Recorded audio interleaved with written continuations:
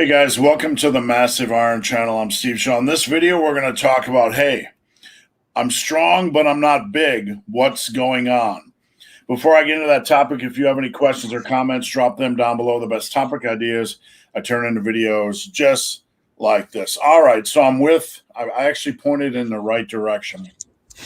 I'm with Faz Lifts. Faz has been on the channel before. Before we dive in, where can they find you on social media, Faz?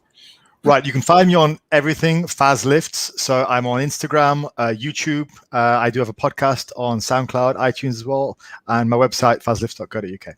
All right. So check out his YouTube when you can get the moment. All right. So we're going to talk about I'm strong, but I'm not big. There are guys out there that are building strength. Like they go on the internet and they get it. They get the message, progressive overload. They got the right exercises. They got a progression plan. They're doing the steps, Faz, but they're not strong. So we're going to dive into that in just a second. I want to start with this. When I was in college in 1986, I went off and they had this nice little small gym. And there was no information. There was just muscle mags. I just went in and kind of put together my own routine. And it was a lot of luck. Let me tell you, a lot of luck. But I didn't know anything about progression. There was no big articles on progression in Flex magazine.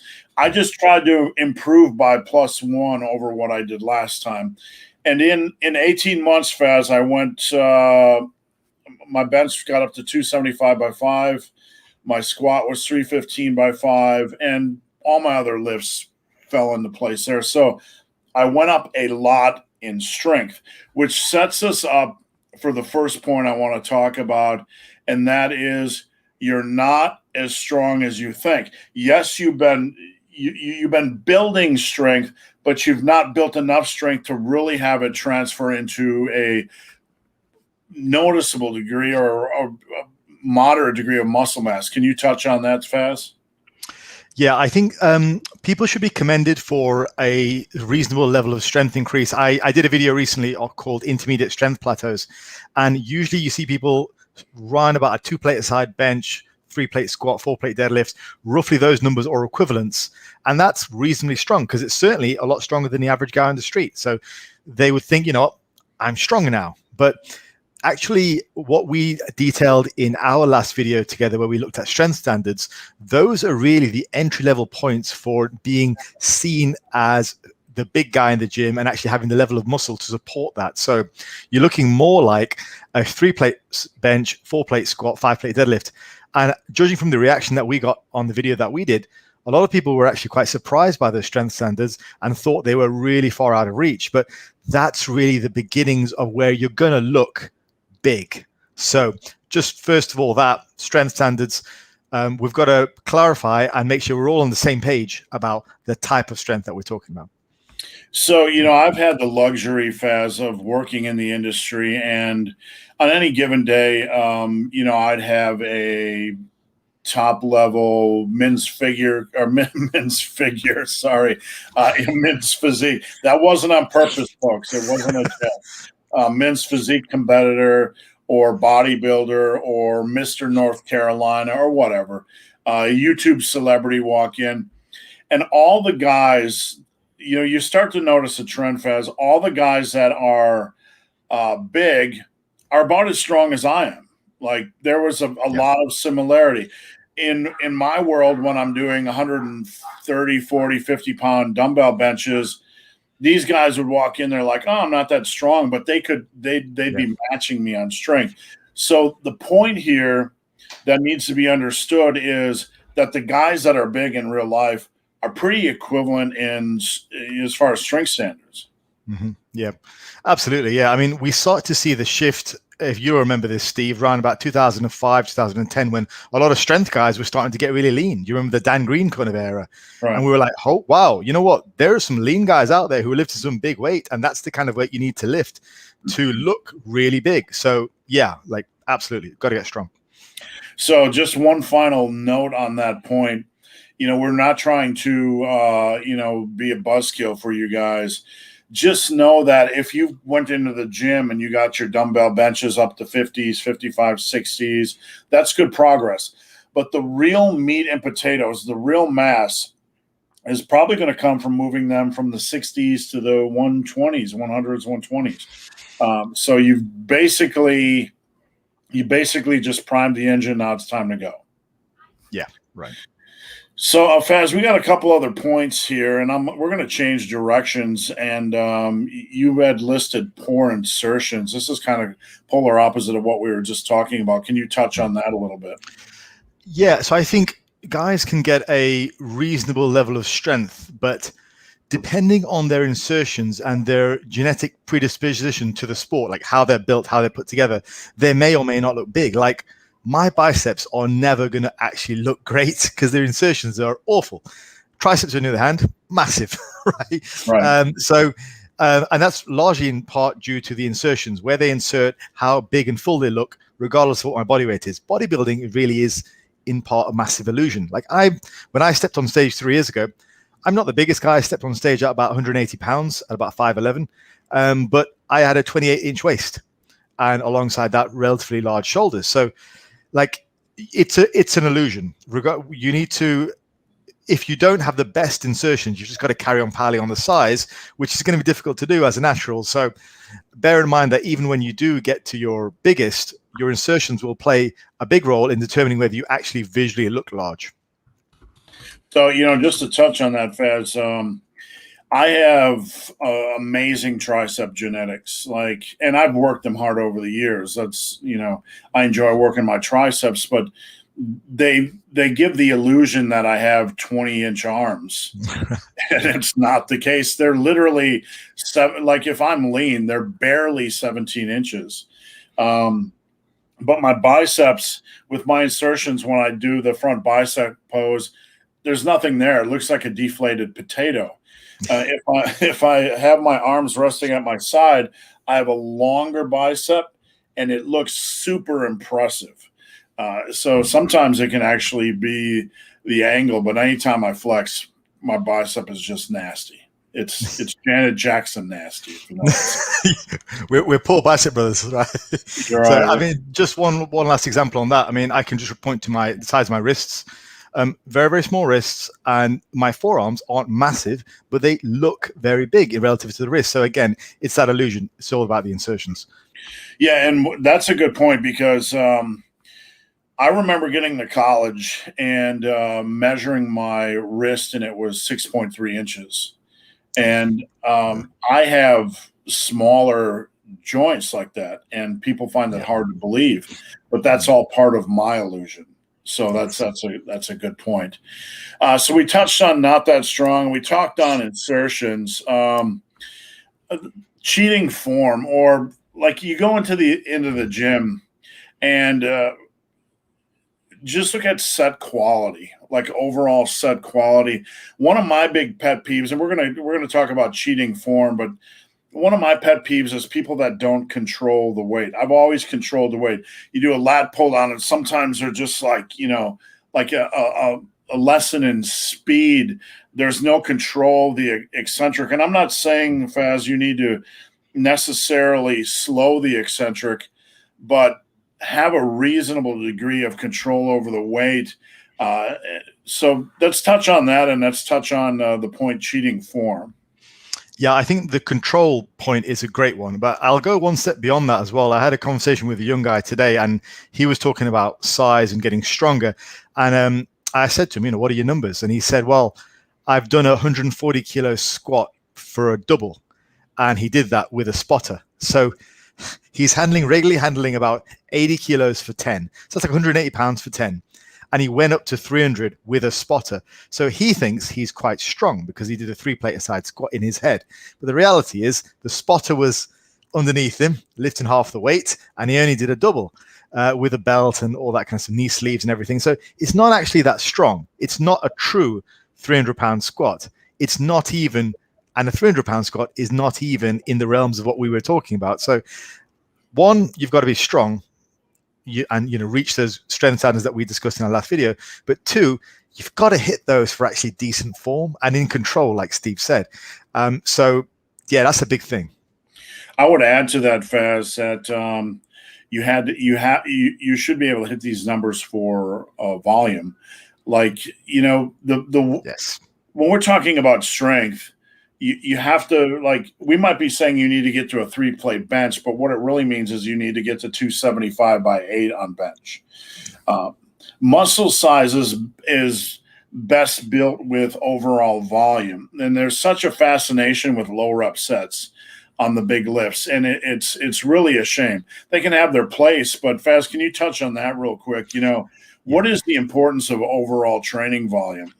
So I'm glad that we've had a chance to clarify this, because there were some questions on our strength standards video, and I absolutely mean exactly what Steve said, and we're on the same page with that. When I say 3-plate aside bench, what I really want you guys to be doing is hitting about 275, 250 for a good set of 10 to 12. That's the idea. So now, in terms of the volume, I am thinking for every body part, we should the guidelines are between sort of 12 to 20 sets. I think you've got to find your own actual volume and then start to hit that for volume. Hit that for the appropriate amount of volume. You've got to find your own threshold of what works for you. But certainly you should be breaching that threshold of between 10 to 12 plus sets up to a maximum of about 20. So what I don't want to see is people continuously testing their strength. I did a video on this as well called testing versus building strength. And I think doing an exercise for whatever weight for a good, say, 3 sets of 6 to 12, which is usual kind of bodybuilder range, is going to be worth a lot more than just working up to a theoretical double or single with your spotter holding on to the weight, even if you handled more weight, actually weight on the bar with that method. So I think you're going to get more growth from good, solid, crisp sets of 6 to 12 than you are from just more weight, which is for less reps and with a little bit of cheating involved. And I hope that message is loud and clear, because that's something that I see people go wrong with all the time. Yeah, so the title of the video is Strong But Not Big. And the take-home point here is that, you might be able to cheat rep a single or a double, but I don't care what your single or double is. I want to see what you're doing for reps. That's the real strength that's important here. And if you get that strength level up, you're going to see an increase in mass. Now, Faz, there's a point on here, in the middle of what we were talking about, and it's not one that you wrote down, but it's one that I thought about, and that is not all exercises are the best for you. So you can get strong on some exercises, but they might not be the best exercises for you. What do I mean by that? Well, the cult of barbell teaches us that thou must squat and deadlift and whatever. But what if the squat and deadlift aren't the best exercises for you for building muscle? What if you're able to roll out of the womb deadlifting 405 and it's easy for you, but it's not necessarily the best muscle builder?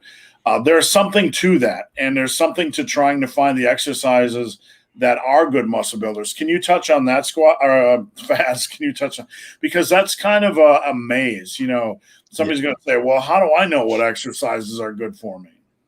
Yeah, and I do hope that when people hear us speaking about the squat, bench, and deadlift, they don't think we exclusively mean those lifts, because we definitely don't. Neither of us are married to the barbell. So I'll give you an example from my first year of training. I wasn't a very good bencher naturally, and so I moved to the weighted dip. Someone asked me in my comments whether a dip would be a good substitute. The old-time guys, the old-time strong guys like Pat Casey, one of the strongest teens in America back in the 60s, one of the first guys to bench press 500 pounds, he almost exclusively used the weighted dip and the incline dumbbell bench to build up his bench press to 500 pounds, to build up his chest and delt power. So yeah, if you're not suited to an exercise, don't force yourself to do it.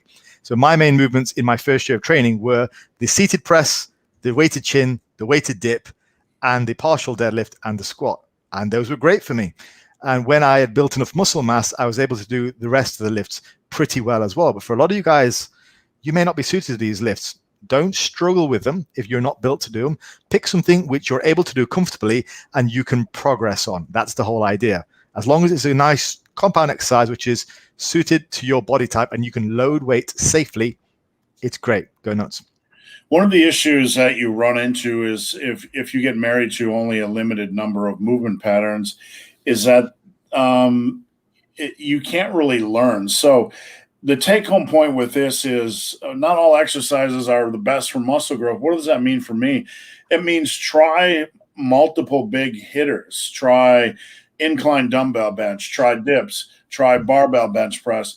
Have some in the mix. What I used to do, Faz, in my meat and potato years is I would have 4 big variations for each major muscle group, and I would do 2 one week and I would do 2 the next. So I had 4 big items on the menu, and I would rotate. And while doing that, you're not just married to the squat. You might have squat, leg press, hack squat, and whatever.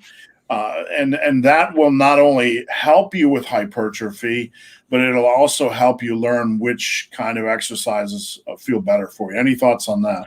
You know what? I'm smiling because it reminds me of my first few years as well. So I started off with those lifts, like I said, the partial deadlift and the squat, and for my lower body. And eventually I wanted to build in the leg press because I felt like I needed more quad. And so I built that in as a variation. And I also built in the front squat as a variation. So I started with a base of movements that I was suited to, and they built some initial level of muscle mass. And because I actually had some meat on my bones, I was then better able to do other exercises which I hadn't been suited to up until that point. Eventually, because I did weighted dips so much and built up my chest and my triceps, I actually became half decent at the bench press too. So in the early stages, when you're building that initial level of strength, definitely go for the exercises you're most suited to. And then, like Steve and I, coincidentally, we didn't rehearse this, by the way. We've both sort of said that over time you can build in other exercises which you may not have previously been suited to and add them into your rotation and carry on building strength, different movement patterns, which is going to be good for your overall level of development. I found that the dip was always a movement I came back to build my bench press, and vice versa.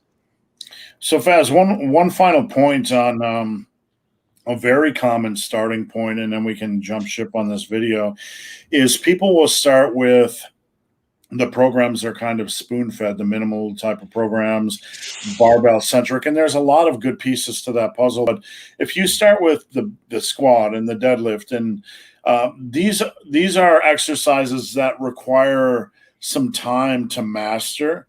And what I mean by that is to get to a reasonable degree where they start actually being effective for your body.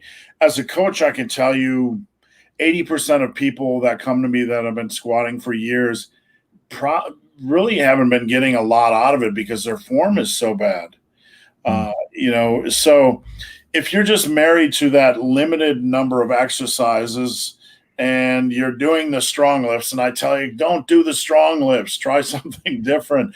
You're doing a limited number of exercises that might take a lot of time to fully get something out of them, and you might be increasing your strength along the way, but you're probably not getting a lot of mass out of it. So I'll give you guys an analogy on this. So here's a diet analogy that I've just thought of. So when you are initially on your, let's say your first shred, okay, you've come from being overweight to your first shred, the base of your diet at that stage is going to be foods which agree with you and give you the baseline of protein and nutrients and fiber and all kinds of things that you need to maintain your muscle mass, and also which are good for your health and allow you to reduce your body fat. Now, that's the base is kind of like the base of exercises which you're well suited to. And if I was to go back to my example, it would be the dips, the chins, the overhead presses, that kind of stuff, right? Now, as you then progress on and you go back to maintenance and perhaps bulking, you add in other certain foods which you potentially weren't really able to have before because they were either too calorific or they made you eat more or they're very moreish, blah, blah, blah. But you were able to add them in now because you have built a base of food choices which are suited to you and you can have on a day in, day out basis. Like I'm very fond of vegetables. I'm very fond of potatoes. I'm very fond of chickpeas and lentils and stuff like that, right? That's my thing. I'm also very fond of pork. That's my thing. Now, when I'm looking to bulk, I will keep all those foods in and I will add other foods on top. And it's kind of like the analogy with training. In your first year, you're going to find that base of exercises which can build your body and are suited to your body type. Keep them as a base and add in layers on top of that to build your strength and your movement patterns from different ways to fill in all the gaps of muscle. And that's when you can potentially look into other things like isolation exercises and various other things which you might not have considered fresh into the gym. Thanks, Faz. And a couple things before we hop off. Number one, admiring the vein in your arms. You got to be pretty lean right now. Number two, Faz, is that a Gymshark shirt? It's a very old one. I've actually got it's a hole in it. just checking, Faz. Number three, I'm waiting for the sponsorship. Yeah, no, Faz has got a new ebook out. So where can they find that? Yeah, so I've got a new ebook. It's if you go onto my channel, please do subscribe to my YouTube because I'm trying to get to 1,000 subscribers. So that'd be great. The YouTube will be linked down below. If you go onto that and on the latest video, just click on that. It's in the description. There'll be a link for you to purchase that ebook for a small nominal fee. I'd love for you guys to give it a try. Tag me in on @FazLifts on Instagram, or just write to me on YouTube and let me know how you're getting on with the program. But it's the exact start of the routine that I used to peak my powerlifting days like 10 years ago when I was at my absolute strongest. So I would love for you guys to try it out and see what you think. One final note, Faz, are you going to the Arnold UK? You know what? I've thought about it. Yes, because it's about an hour from me. So it's not too far either.